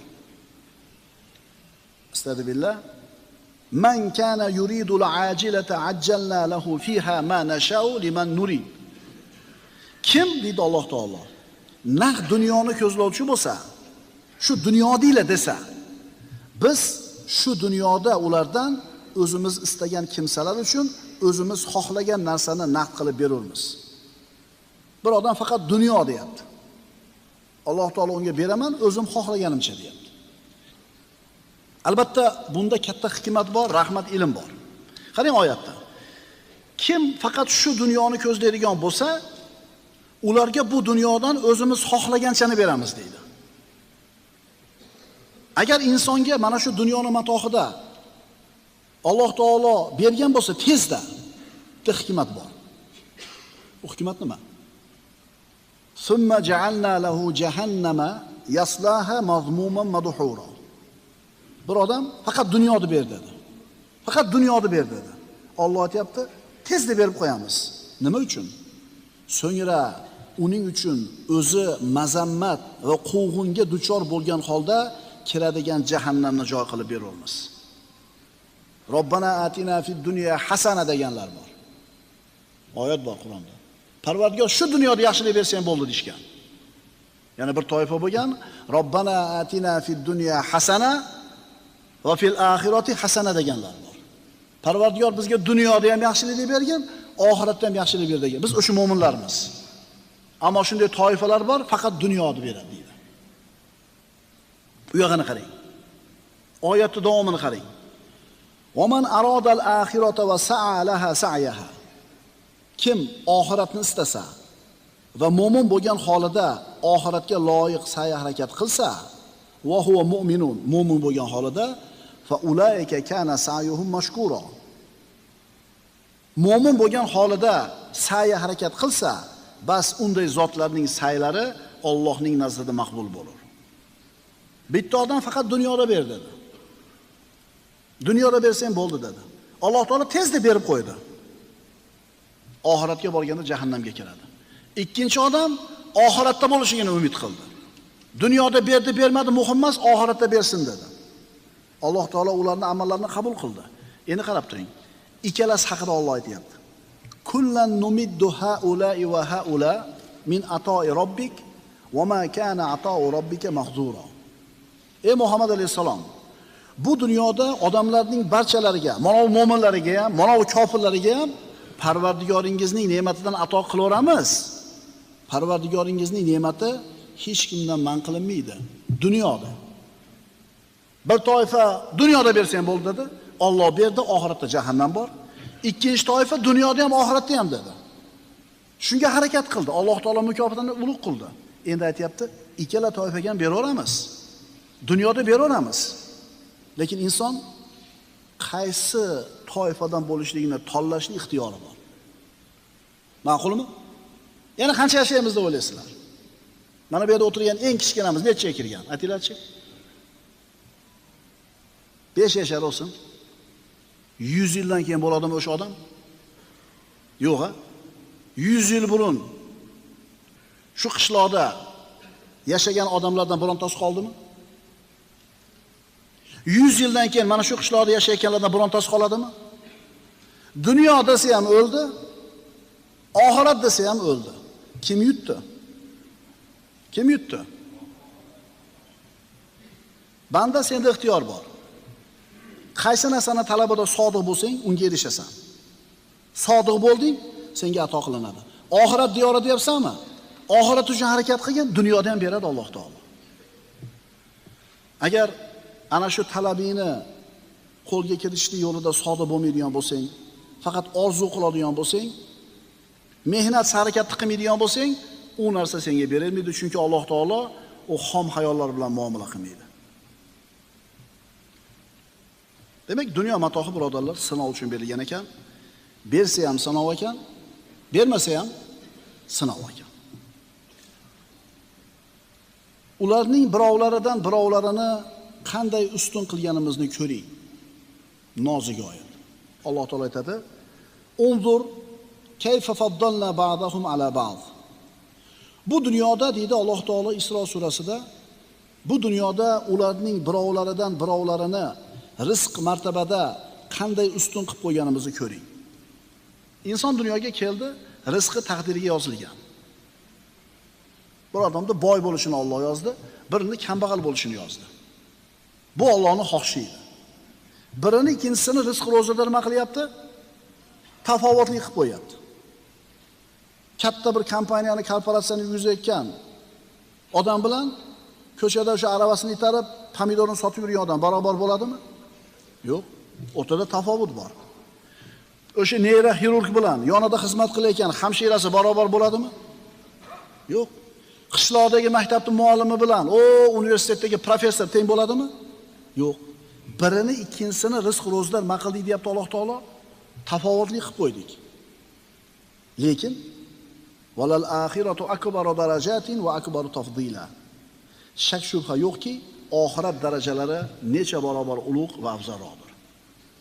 Inson ana shu oldiga qo'ygan maqsadga yetishligi uchun, doktor degan unvonni olishligi uchun yoki faloncha puli bor boy degan nomni olishligi uchun mehnat mashaqqatlarga kirishadi. Ana shuni mehnat mashaqqatlar evaziga topgan narsasini olim bo'ludi, boy bo'ludi, akademik bo'ludi. Odamlar bu narsani ko'rib turib katta narsa deydi. Bu narsalar hammaga berila olmaydi, to'g'ri. Lekin ana shu narsani odamlar katta yutuq, muvaffaqiyat deb o'ylaydi.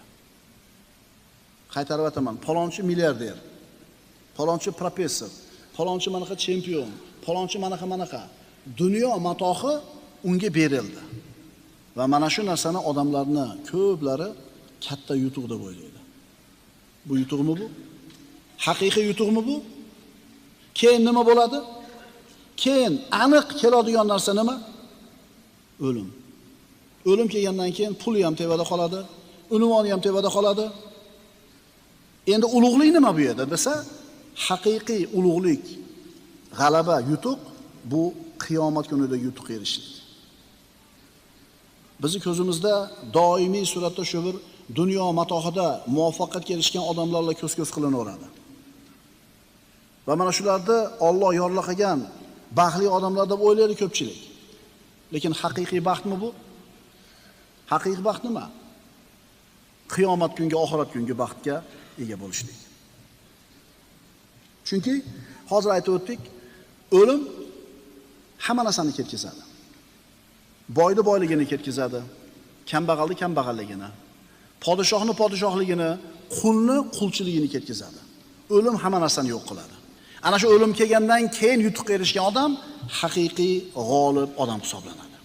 Chunki bu dunyoning nasibasi vaqtinchalik. Sinov o'lim bilan hammasi tamom bo'ladi. Dunyo matohi. Alloh taolo eng yomon ko'rgan podshoh bu Firavn. Ana robbukumul a'la degan. Alloh podshohlikni unga ham beraverdi. O'zi yaxshi ko'rgan payg'ambar Sulaymon alayhisolamga ham o'sha podshohlikni beraverdi. Demak, dunyodagi podshohlik Alloh yaxshi ko'rgan, yomon ko'rgan bandasiga ham beraverar ekan. Boylik Qorunga ham berildi. Qorunga ham berildi, kofirga. Abdurahmon ibn Avfga ham berildi. Xulosa, dunyo matohi bir odamning qo'lida bo'lishligi Alloh uni aziz qilgani belgisi emas ekan. Chunki yaxshi ko'rganga ham yomon ko'rganga ham beraveribdi. Dunyo matohini bermaganligi Alloh xor qilganligini belgisi emas ekan. Ma'qulmi? Endi qarangki, Alloh taolo avval yashab o'tgan ummatlarda aytayapti.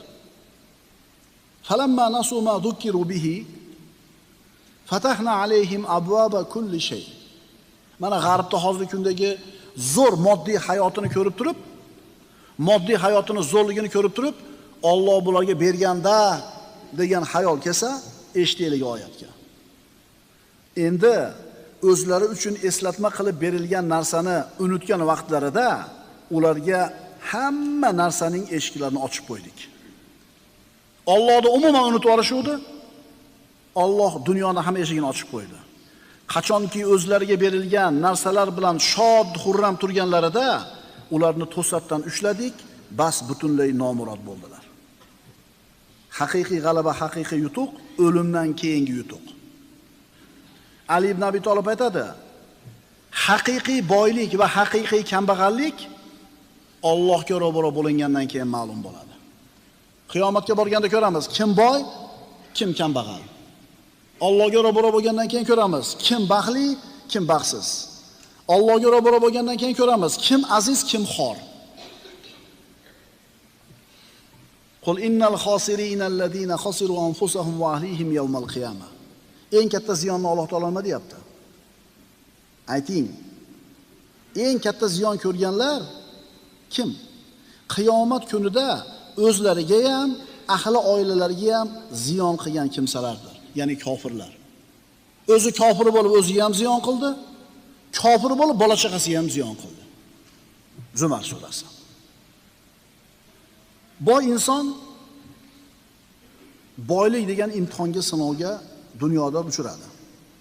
Boyligini faqat o'zini kayf safosiga, huzur halovatiga sarfladi. Faqir miskinlarga bermadi. Alloh rozi bo'ladigan joyga sadaqa qilmadi. 70 yil yashadi. Zo'r yashadi. Lekin baribir nima bo'ladi oxirida? Baribir o'ladi. Demak, sinovdan o'ta olmadi. Yana bitta odam 70 yil yashadi, u faqir yashadi. Kuniga rozi bo'ldi, ibodatini qildi. U ham bir kun kelib nima bo'ldi? O'ldi. Ammo u sinovdan o'tdi. Abadiy saodatni qo'lga kiritdi. Birodarlar, dunyoda berilayotgan narsalar hammasi sinov. Kengchilik ham, torchilik ham, borchilik ham, yo'qchilik ham, sog'lik ham, kasallik ham. Endi bularni bari siz bilan bizni oxiratdagi saodatga, yo Alloh saqlasin, shaqovatga borib qo'yadigan amallar bo'ladi. Sababni kim zo'r qilsa, Alloh shunga natijani beraveradi. Bu sababni zo'r qilayotgan odam musulmonmi, kofirmi farqi yo'q. Sababni zo'r qildimi?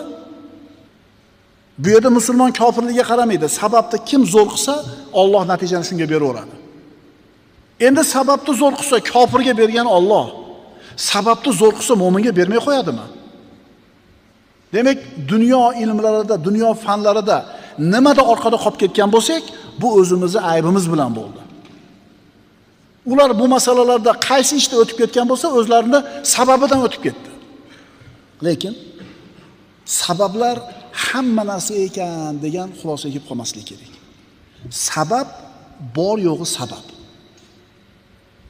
Alloh taolo siz bilan biz qiladigan sabablarni hech narsa emasligini ba'zida ko'rsatib qo'yadi. Biz maqsadimizga yetish uchun qilishimiz kerak bo'lgan sabablar ikki xil bo'ladi. Asli sabab, tayin qilingan sabab. Asli sabab Allohning xohishi. Alloh xolasa bo'ladi bir narsa. Endi buni bilmaymiz-da biz, to'g'rimi? Alloh xoladimi, xolamadimi bilmaymiz bir ishni oxirida. Bizga tayin qilingan sabab qoladi. Tayin qilingan sabab nima desa, biz qilishimiz kerak bo'lgan ishlar. Asli sabab Allohning xohishi, tayin qilingan sabab biz qilishimiz kerak bo'lgan ish. Alloh bir ishni xoladimi, xolamadimi bilmaymiz buni. Mana u qoladi. Tayin qilingan sabab ikki xil bo'ladi. Biz tushunib his qiladigan, biz tushunib his qilmaydigan. Masalan, inson boy bo'lmoqchi. Faqirlikdan qutulib badavlat bo'lmoqchi. Maqsad bor. Unga ikkita sabab kerak. Birinchisi Allohning xohishi, asli sabab, ikkinchisi tayin qilingan sabab. Endi Alloh sizni boy bo'lish bo'lmasligingizni xohlagan, xohlamaganligini bila olasizmi? Buni qo'yasiz. Nima qoldi sizga? Tayin qilingan sabab. Tayin qilingan sabab ikki xil. Biz qilishimiz kerak bo'lgan ish ikki xil. Birinchisi, hamma qilayotgan ishlar. Boy bo'lish uchun nima qilish kerak? Aqlimiz oladigan ishlar. Ishlash kerak, mehnat qilish kerak, ekonom qilish kerak. Yemay ichma bo'l baxil. Evet, insonlar boy bo'lishligi uchun insonlar qiladigan sababni birinchisini musulmon ham kofir ham qilyapti. Mehnatni aqlimiz yetgan sababda hammamiz qilyapmiz. Endi ikkinchisi, boy bo'lishimiz uchun biz qilishimiz kerak bo'lgan biz his qilmaydigan, tushunmaydigan sabab nima? Silay rahim, ota-onaning duosi, sadaqa, xayr ehson, taqvo. Buni qilmaydi kofirlar, mononiylar qiladi. Lekin zo'r qilgani uchun Alloh beraveryapti bularga. Xo'p, biz boy bo'lmoqchimiz. Mehnatni qildik, sababni qildik, ekonomni qildik. Silay rahimni ham qildik, xayr ehsonni ham qildik. Endi aniq boy bo'lamizmi? Nima qoldi mangda? Allohning xohishi qoldi. Demak, biz modomiki Allohning xohishini bilmaymizmi? Bizga tegishli bo'lgan ishni zo'r qilib qilamiz va hech narsa qilmaganda Parvardigor endi boy qilgin deymiz. Biz odamlar yo uni yo buni qiladi. Tavakkal qilgani hech narsa qilmaydi, tavakkal qilib o'tiraveradi. Mehnat qilgani mehnat qiladi, tavakkal qilishni bilmaydi. Ikkalasini qilamiz. Sababni zo'r qilamiz, tavakkalni qilamiz, undan keyin nima bo'lsa rozi bo'lamiz. Birodarlar, bizni qilayotgan mana sabablarimiz bor yo'g'i sabab. Alloh xolasa sababni qilmasangiz ham berib qo'ya oladi. Iso alayhisolamning tug'ilishini qarang. Erkak bilan ayol bo'lish kerakmi sababni ichida? Erkak yo'q, tug'ilaverdimi? Ibrohim alayhisolamni Alloh taolo qutqarishni xohladi, o'tga tashashdi.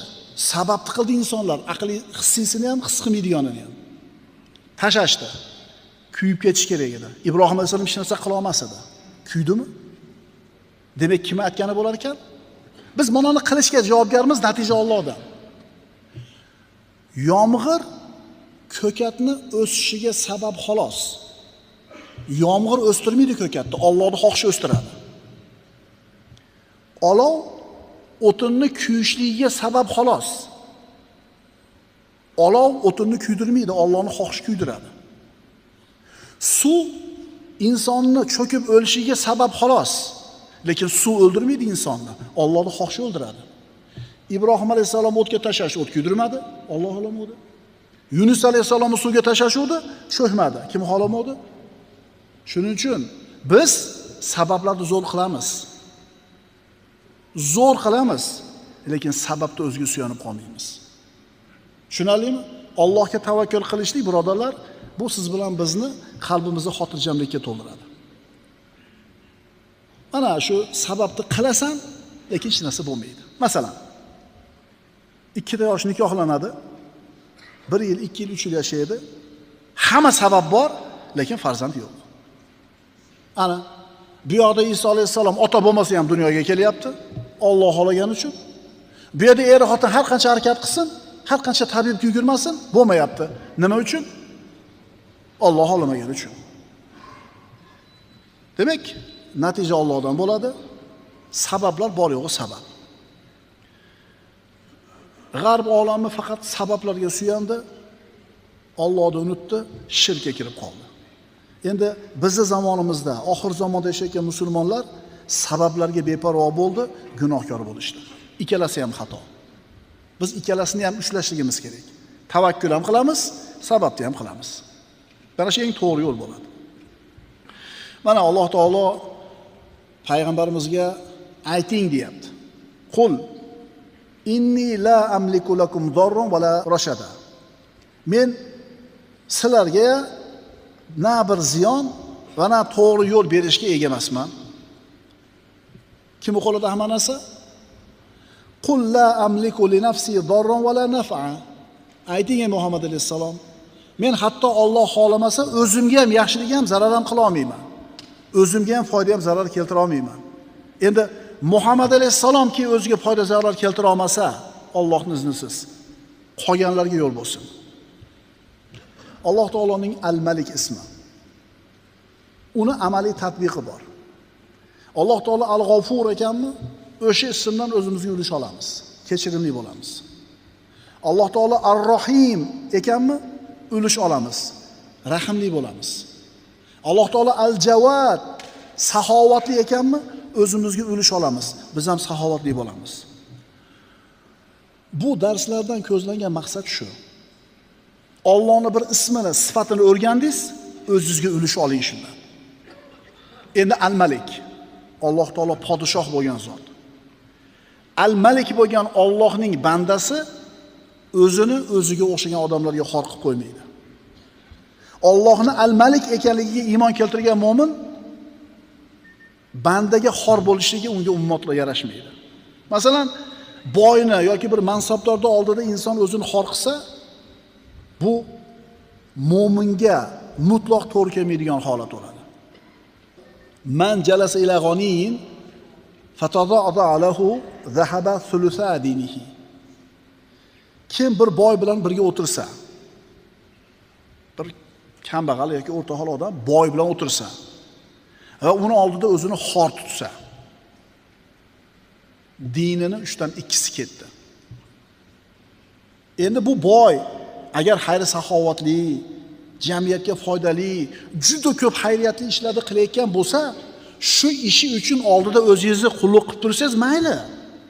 Yaxshi ishlari uchun, qilgan savobli ishi uchun hurmat qilsangiz mayli boyda. Endi bunaqa amali yo'q bitta ham. Prosta boyda. Tushunarlimi? Seni boy qilib sinayotgan bo'lsa, meni kambag'al qilib sinabdi. Seni boy qilib qo'ygani seni mendan balandliging emas. Meni kambag'alligim sendan pastliging emas. Bu sinov bu deydi. O'sha boy akalar xayrli ish qilinglar, ishinglar uchun hurmat qilaylik. Ammo prosta boy bo'lganinglar uchun hurmat talab qilmanglar.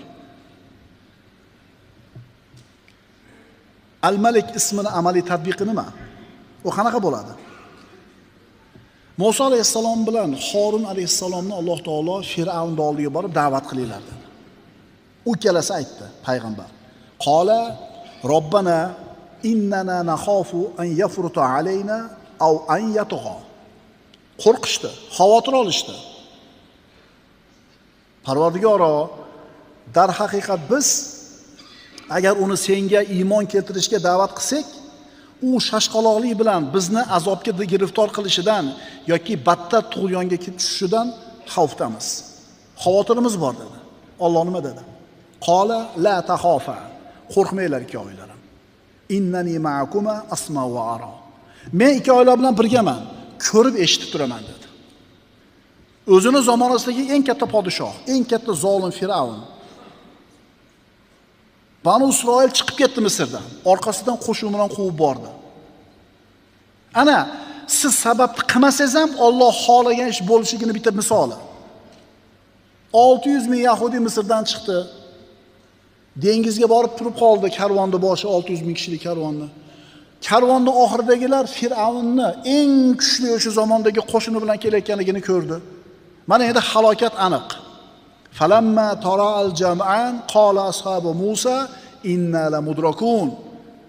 Ikki jamoa bir-birini ko'rgach, Banu Isroil bilan Fir'avn qo'shini Musoning hamrohlari dedi, bizlar aniq tutildik. Nima sabab bor? Nima ish bor qo'lida? O'zlarini tirik saqlab qolishlikka. Hech qanday sababi chorasi yo'q. Musa alayhisalom nima dedi? Kalla. Qala kalla inna ma'iya robbi sayahdin. Yo'q.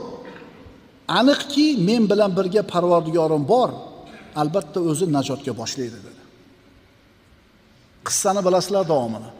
Banu Isroildan bitta odam yerdan bitta kessaga olib otmadi u qo'shinga. Alloh taolo dengizga shunday g'arq qilib qo'ydi Fir'avnning qo'shinini. Demak, sabablarni qilishlik siz bilan bizga lozim, lekin sababni o'ziga suyanib qolmaslik kerak. Bir yil gektaridan 50 sentnerdan hosil olibsizlar, qanday erishdinglar bunga deydi. Desa dehqon bobo aytadi, vaqtida yerda haydadik, vaqtida suvni qo'ydik, vaqtida sabab shuning uchun erishdik deydi. Endi keyingi yil shu narsa bo'lmaydi. Xuddi o'sha ishni qildi. Desa bir yil tabiat injiqligi tufayli aytmayaptiki, o'tgan yil qilgan ishni qiluvdik, bir yil bo'lmadi. Demak, Alloh xohlamagan ekan deya olmaydi-da. Shu dehqon Alloh deb qo'ysa nima bo'ladi o'shada? Ha, o'tgan yil ham o'sha ishni qiluvdingiz. Musa alayhissalom aytayapti, Alloh men bilan birga deyapti. Alloh men bilan birga yo'l ko'rsatadi deyapti. Agar sen musulmon banda, Al-Malik bo'lgan Robbing bilan birga bo'lsang, sen ham podshohsan. Agar sen Al-Malik bo'lgan Robbingga iymon keltirgan bo'lsang va ishingni bironta bandani qo'lida deb gumon qilsang, Allohdan boshqa birov foyda ham zarar ham keltirishi mumkin deyotgan bo'lsang, sen vahmga kirib qolsan. Sen shirkka kelib qolsan. Allohni al-Malik ekanligiga iymon keltirgan, iymoni komil mo'min hamma ish Allohning qo'lida deydi. Hamma sababni qiladi, dorini vaqtida soladi, yerda haydaydi, suvni qo'yadi, tavakkal deydi. Undan keyin nima bo'lsa ham deydi, alhamdulillahi robbil alamin deydi. Hud alayhissalom qavmi masxara qildi, qavmi haqorat qildi, ustidan kuldi. Nima dedi oxirida? Fakiduni jami'an thumma la tunzirun. Endimi dedi? Shuncha da'vat qildim, shuncha sizlarga nasihat qildim, qabul qilmadinglarmi? Endi qo'lingizdan kelgan ishinglarni qilinglar, menga nisbatan hiylalarni xohlagan qilinglar, kutmanglar dedi. Men faqat mening ham sizlarning ham Parvardigoringiz bo'lgan Allohga suyandim. O'rmalagan narsa borki, hammasi u zotning qo'l ostidadir. Parvardigorim shak shubhasiz to'g'ri yo'ldadir. Birodarlar, mana shu din deyiladi. Mana shu tavhid deyiladi. Hammani ishi, hammani kori Allohning qo'lida deb bilishing tavhid. Hamma Allohning qabzasida deb bilishing tavhid. Qalbingni xotirjam bo'lishligi tavhid. Birodarlar, Alloh taolo bizga ibodatni buyurdi. Namoz o'qib, roza tut dedi. Shu narsaga buyurishdan avval qalbimizni xotirjam qilib qo'ydi. Va ilayhi yurja'ul amru kulluhu. Barcha ishlar uning o'ziga qaytarilur. Bas unga ibodat qiling, o'ziga suyaning. Agar siz Robbingizni al-Malik ekanligiga iymoningiz komil bo'lsa, hamma ish, hamma narsa Allohning qabzasi ekanligiga iymoningiz komil bo'lsa, Allohdan boshqasiga xor bo'lmaysiz. Odamlarga xor bo'lmaysiz. Allohning o'ziga suyanasiz, tavakkul qilasiz, siz ham podshoh bo'lasiz hayotda. Mo'minning azizligi Allohga bo'lgan tavakkuli bilan, qiyomul layli bilan, odamlardan behojatligi bilan. Banu Umayya xalifalaridan bittasi Makkada Haram-i Sharifda bir jalil olim bilan uchrashib qoldida, xalifa aytayapti olimga. Bir hojatingiz bo'lsa menga ayting deyapti. Haligi olim vallohi Allohning uyida o'tirib Allohdan boshqasiga hojatim aytishga uyalaman dedi. Keyin tashqariga chiqishdi. Tashqariga chiqqanda hojatingiz bo'lsa menga ayting dedi. Olim unga vallohi hojatimni ravo qilishga qodir zotdan so'ramadim-u, uni ravo qila olmaydigan bandadan so'raymanmi dedi. Haligi xalifa turib oldi, bir yaxshilik qilay, bir ko'nglini olay deb turib olganida olim bo'pti dedi. Meni jannatga ketib qo'y dedi. Meni qo'limdan kelmaydi dedi xalifa. Olim aytdi, unday bo'lsa sizda hojatim yo'q dedi. Shuning uchun Robbisini al-Malik ekanligini bilgan, iymon keltirgan va iymoni komil bo'lgan odam faqat Allohga suyanadi, bandalarga o'zini xor qilib qo'ymaydi. Aqulu qawli hada va astagfirulloh li va lakum. Innalloha va malaikatahu yusalluna alan nabiy. Ya ayyuhallazina amanu sallu alayhi va sallimu taslima. Vassalomu alaykum va rahmatullohi ta'ala va barakatuh.